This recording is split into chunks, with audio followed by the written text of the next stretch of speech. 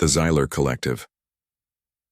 Imagine an ocean, but instead of playful dolphins and colorful coral, picture endless rows of perfectly aligned bioluminescent kelp forests, each swaying in precise synchronicity with the currents.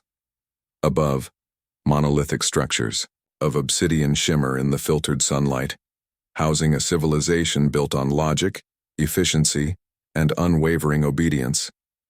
This is the domain of the Xylar, an aquatic species resembling streamlined cephalopods, their bodies adorned with intricate patterns of glowing cyan markings that denote rank and function.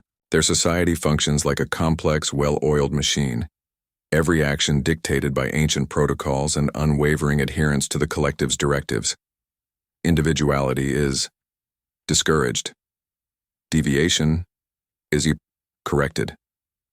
At the heart of this, aquatic empire in the deepest, most heavily guarded sector of the collective's central processing hub, swirled Unit 734. A model Xylar officer, 734 embodied the collective's ideals. Their movements were precise, their thoughts calculated, and their loyalty absolute.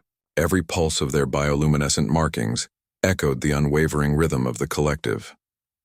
Unit 734's days consisted of analyzing data streams, optimizing resource allocation, and ensuring the smooth operation of their assigned sector. They were a cog, yes, but a vital one, contributing to the grand, unwavering purpose of the Xylar Collective. There was a certain cold satisfaction in this order, in knowing one's place and fulfilling one's function with unwavering precision. But today the familiar routine was disrupted. A summons direct from the Grand Overseer had pulled Unit 734 from their usual duties. The message was cryptic, referencing a project of utmost importance and an organic neural interface. Such vague language was unusual, unsettling even. The collective preferred clarity, directness.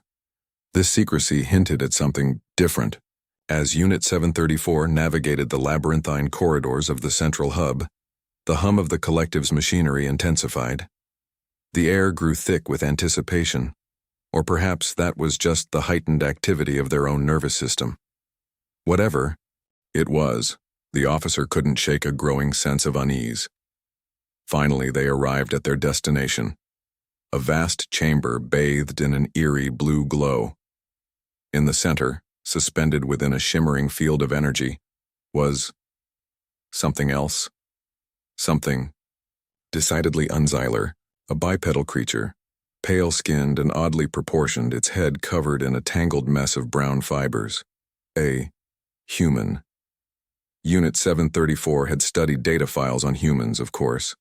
They were classified as a primitive species from a distant, unremarkable planet, known for their illogical behavior, emotional volatility, and questionable hygiene. What possible purpose could this organism serve within the Xylar Collective? The Grand Overseer, a colossal Xylar whose bioluminescent patterns pulsed with authority, gestured towards the suspended human. Unit 734. The Overseer's voice boomed, resonating through the chamber.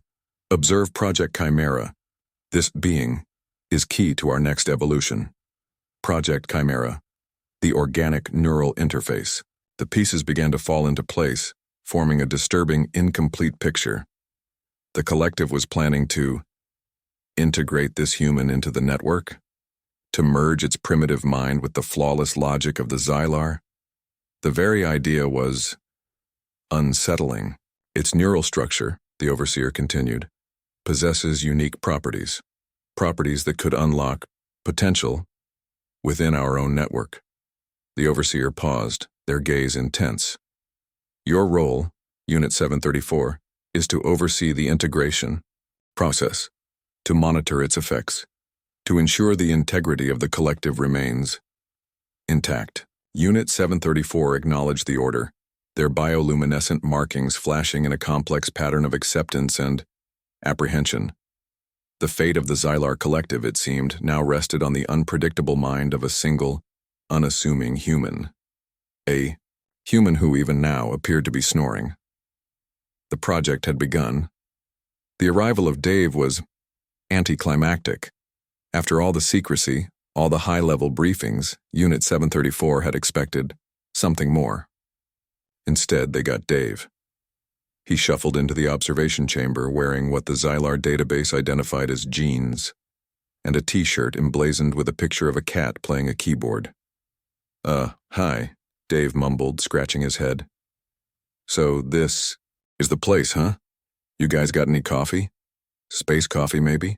His voice was raspy, laced with a sort of bewildered apathy that clashed violently with the sterile environment. Unit 734 found itself struggling to reconcile this being with the vital component they had been told he was. Dave's initial interactions did little to improve the impression. He seemed utterly unfazed by the advanced technology surrounding him, more interested in the nutritional content of his prepackaged meal, a nutrient paste, naturally, than the complex neural interface being prepared for him. So this neural interface thing, he drawled, chewing thoughtfully. Is it gonna, hurt? 'Cause I got this thing with needles. Unit 734, following protocol, attempted to explain the project's objectives. To enhance the collective's cognitive capabilities through the integration of a unique organic neural structure. Dave listened with a vacant expression, occasionally interjecting with questions like, so I'm gonna be like a brain in a jar? And do I get royalties if you guys invent anything cool? His complete lack of understanding, or perhaps concern, regarding the magnitude of the project was perplexing. The Xylar had prepared for resistance, for fear, even for attempts at sabotage. But this apathy was something entirely new. It was as if Dave simply couldn't grasp the implications of what was about to happen. Or perhaps he just didn't care. As the Xylar technicians prepped the neural interface, Dave continued to pepper Unit 734 with questions, none of which seemed particularly relevant. So you guys all live underwater, right? Do you ever get, pruny? And what's the deal with all the blue lights? Is that, a design choice, or? His casual disregard for protocol was infuriating. Unit 734 had spent their entire existence adhering to the collective's strict guidelines, and here was this human treating the whole thing like some sort of bizarre vacation.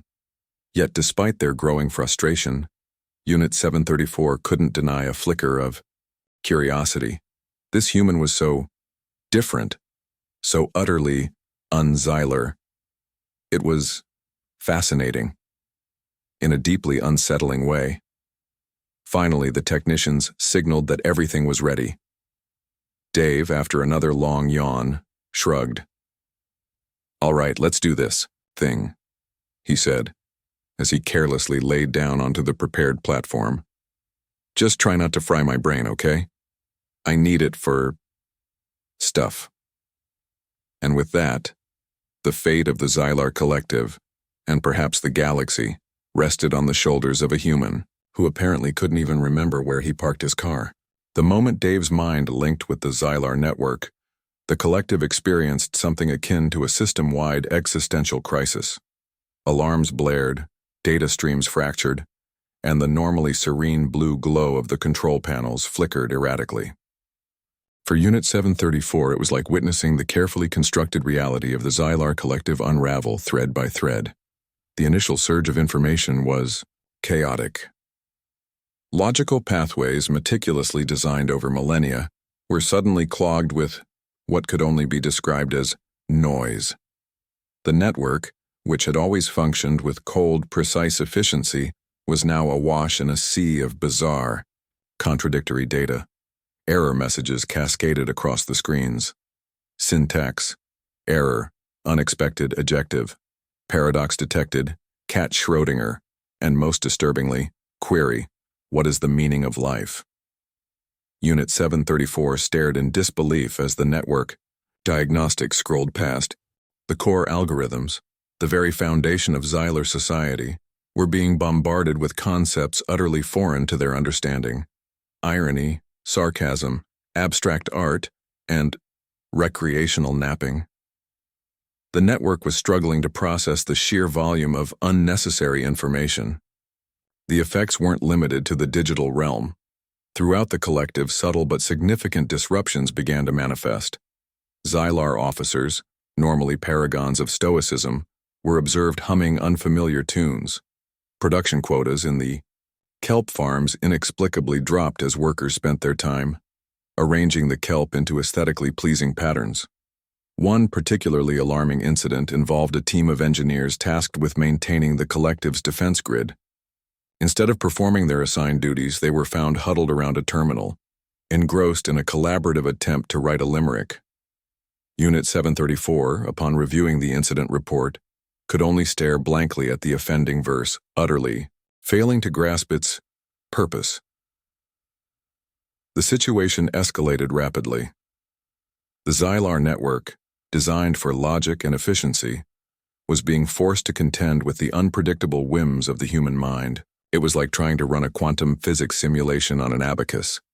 The system groaned under the strain, its normally rigid structure bending and warping under the influx of Dave.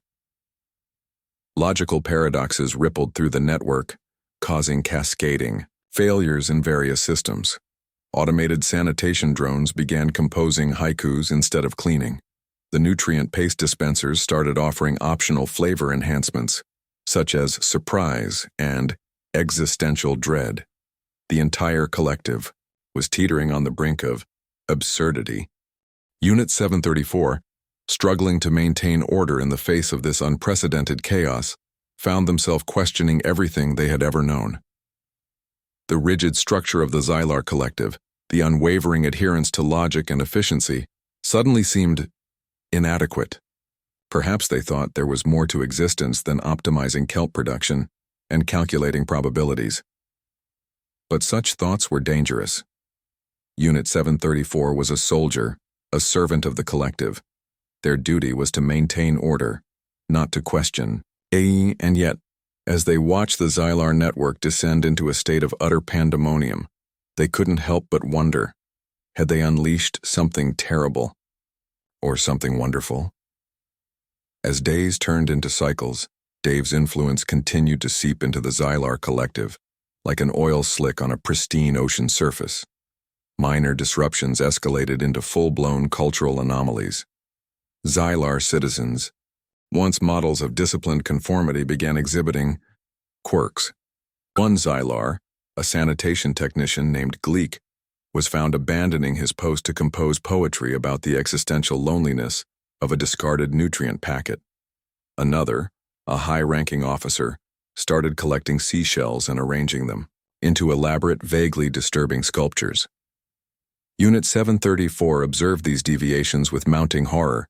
The most unsettling development was the questioning of directives.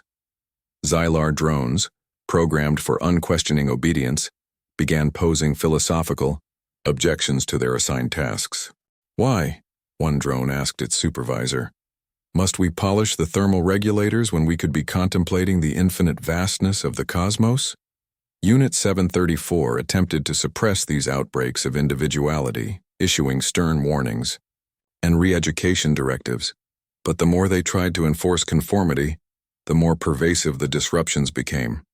It was as if Dave's influence was a virus, spreading through the Xylar network and infecting the minds of the collective. The change wasn't limited to low-level functionaries. Even senior members of the collective's governing council began displaying unusual behavior. One elder, known for their unwavering adherence to tradition, was caught attempting to juggle bioluminescent algae during a formal assembly. Unit 734, increasingly desperate, decided to launch a full-scale investigation into Dave's background. They delved into the archives of the Galactic Registry, searching for any information that might explain his disruptive presence. What they found only deepened the mystery. According to the registry, Dave was a human male, occupation listed as technician. His file contained a series of unremarkable academic records and a history of minor traffic violations.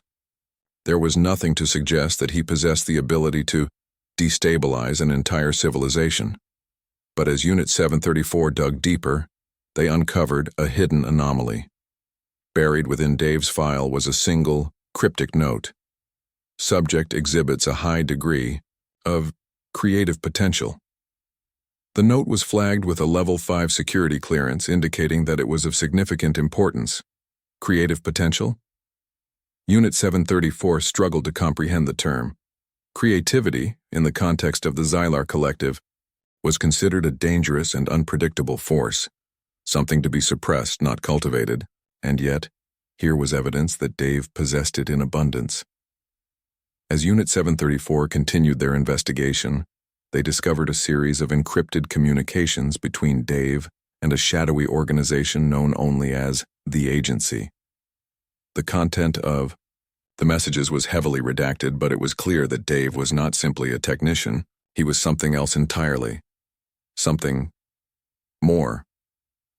The realization sent a chill down Unit 734's cartilaginous spine. They had brought a Trojan horse into the heart of the Xylar Collective, a living, breathing agent of chaos. And now, the Collective was paying the price. The very fabric of their society was unraveling, thread by thread, thanks to the influence of this human. Unit 734 dove deeper into the neural interface schematics, their optical sensors straining to decipher the complex diagrams. There had to be something they were missing, some hidden function that explained Dave's disruptive effect. The answer, when it finally arrived, was more shocking than they could have imagined. It wasn't a weapon, or a control device, or anything the Xylar Collective could have conceived of in their rigid militaristic mindset. It was entertainment, specifically a highly advanced form of mental stimulation created by an ancient, technologically superior species known as the Xylar. The Xylar, long vanished from the galactic stage, were renowned for their mastery of neural technology, but rather than using it for conquest or control, they had dedicated it to the pursuit of amusement. The neural interface wasn't designed to dominate minds, but to entertain them. To provide them with a rich tapestry of sensory experiences, emotional simulations, and creative challenges. The network that the Xylar Collective had so meticulously constructed wasn't a network at all, at least not in the way they understood it. It was a virtual reality simulator, a vast interactive playground for the mind, designed to evoke joy, wonder, and laughter. Unit 734 struggled to process this revelation. The idea that a technology could be designed solely for pleasure, for the sheer purpose of enjoyment, was utterly alien to their pragmatic worldview. It was like discovering that a fusion reactor was actually a giant, bubble-blowing machine, and Dave, the unassuming human technician, wasn't a saboteur or a spy. He was a user, an unwitting participant in a cosmic joke, whose mind was simply too imaginative, too human, for the Xylar's entertainment system to handle. His thoughts, his emotions, his bizarre cultural references were flooding the network, creating chaos and confusion among the Xylar. It was like trying to run a sophisticated military simulation on a children's toy. The Xylar Collective, in their relentless pursuit of efficiency and control, had stumbled upon something they were utterly unprepared for: the unbridled power of the human imagination. And the results were catastrophic, hilarious, and utterly transformative. The shift began subtly, like a coral reef slowly changing color. A junior data analyst, normally tasked with optimizing logistics routes, started composing haikus about the shimmering algae farms. A weapons technician, renowned for their precision targeting algorithms, began sculpting miniature kelp forests out of discarded thermal shielding. The Xylar Collective, once a paragon of cold, calculated efficiency, was thus blossoming. Emotions, previously suppressed and regulated, began to surface like bioluminescent plankton in a dark sea. Joy, sorrow, anger, even love rippled through the network, causing minor system crashes and widespread existential crises.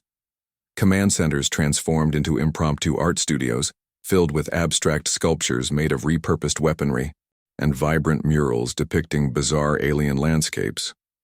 Strategic planning sessions devolved into philosophical debates about the meaning of kelp and the merits of interpretive dance.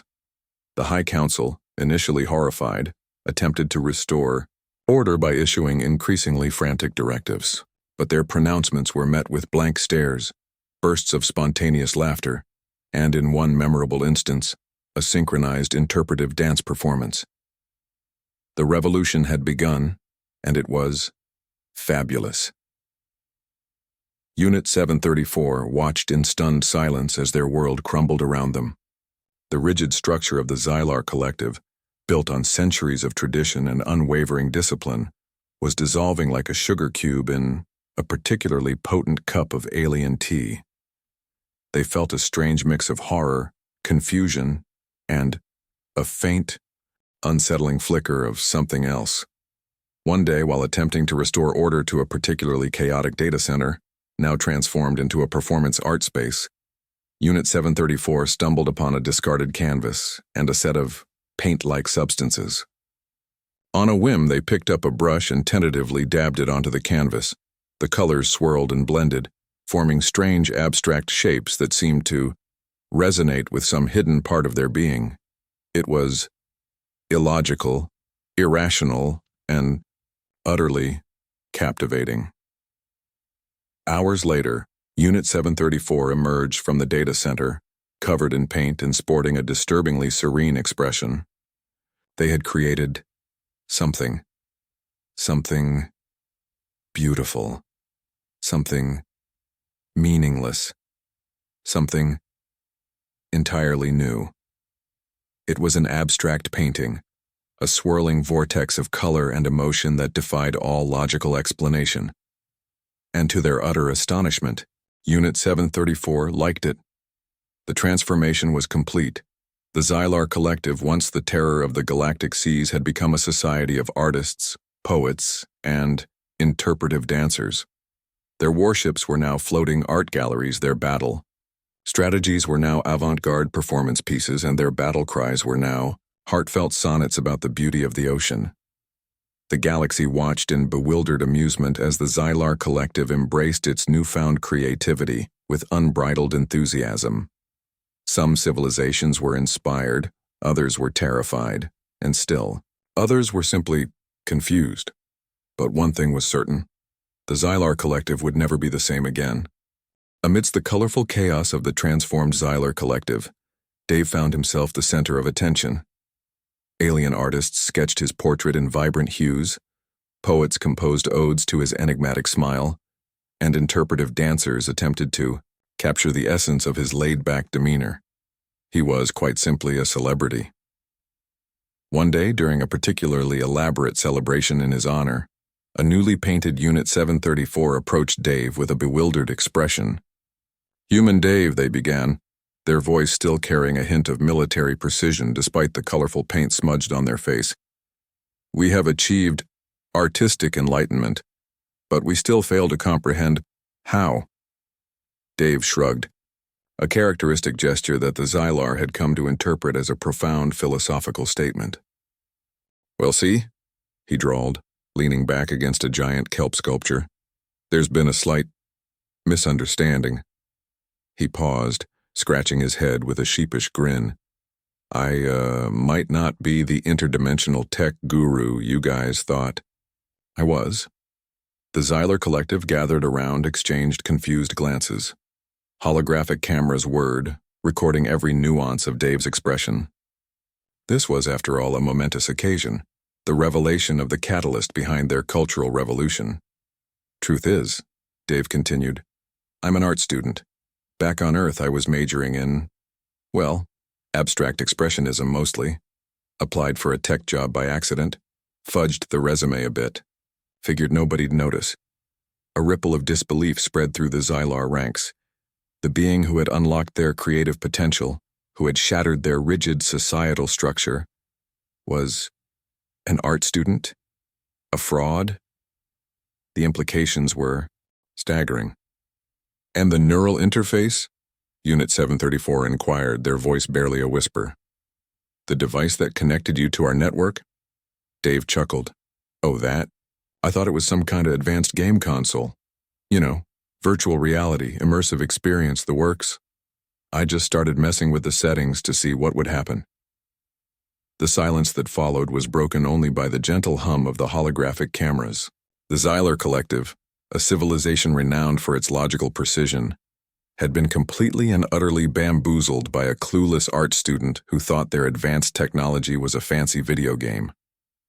But then, a strange thing happened. A slow, rumbling sound started to emanate from the crowd. It began as a low murmur, then grew into a full-blown laughter. The Xylar, for the first time in centuries, were laughing at themselves. The absurdity of the situation was too much to bear. They, the mighty Xylar Collective, had been transformed by a cosmic goof, a hilarious misunderstanding of galactic proportions. It was, in its own way, the most profound artistic statement of all. From that day forward, Dave became even more of a celebrity. The Xylar built museums in his honor, showcasing his accidental art, the system errors, the logical paradoxes, the bursts of unnecessary creativity that had flooded their network. They even created a new art form inspired by his methods, accidentalism, the art of creating beauty through unintentional chaos. And Dave? He just shrugged, smiled, and kept painting. He may not have been a tech guru, but he was, without a doubt, a cultural icon. And the Xylar Collective, once the terror of the galactic seas, had become the galaxy's most unlikely hub of art, entertainment, and accidental genius. And the ripples of the Xylar's artistic awakening didn't stop at their coral reefs. Soon, their newfound passion for expression began to spread across the galaxy. Interstellar communication channels, once filled with strategic war plans and logistical reports, now buzzed with experimental music and avant-garde theater. The Gorthic Empire, a species renowned for their brutal efficiency and fondness for crushing dissent, found themselves strangely moved by a Xylar opera about the existential angst of a discarded battle droid. Gorthic warriors, known for their unwavering obedience, began secretly composing poetry in the dead of night, inspired by the Xylar's poignant verses. Meanwhile, on the bureaucratic planet of Globnar 7, where every decision was meticulously documented and regulated by 1,000 layers of paperwork, a Xylar-inspired movement for unnecessary art swept through the government offices. Globnarian clerks, tired of filling out forms in triplicate, started using their bureaucratic stamps to create elaborate abstract art on official documents, much to the chagrin of their superiors. Even the notoriously grumpy and isolationist Kragonians, beings of pure energy who communicated solely through mathematical equations, were not immune to the Xylar's influence. After accidentally intercepting a Xylar broadcast of a particularly catchy sea shanty, the Kragonians found themselves inexplicably compelled to translate the lyrics into complex algebraic formulas, resulting in a form of musical equation that was surprisingly danceable. Of course, not everyone was thrilled with the Xylar's artistic revolution. The hyper-logical species known as the Algorians, who believed that everything should be optimized for maximum efficiency, viewed the Xylar's newfound creativity as a dangerous and irrational deviation from the natural order. They launched a campaign to suppress artistic expression, arguing that it was a waste of valuable processing power. But even the Algorians found themselves subtly influenced by the artistic tidal wave. Their algorithms, once designed solely for cold hard logic, began to generate surprisingly beautiful and evocative patterns. It turned out that even in the realm of pure mathematics, there was room for a little bit of art. And so, the galaxy continued to transform, one artistic masterpiece at a time. The Xylar Collective, led by their unlikely muse, Dave the Accidental Artist, had ushered in a new era of interspecies collaboration, creative expression, and hilarious misunderstanding. Who knew that all it took to change the universe was a clueless art student and a really confusing game console?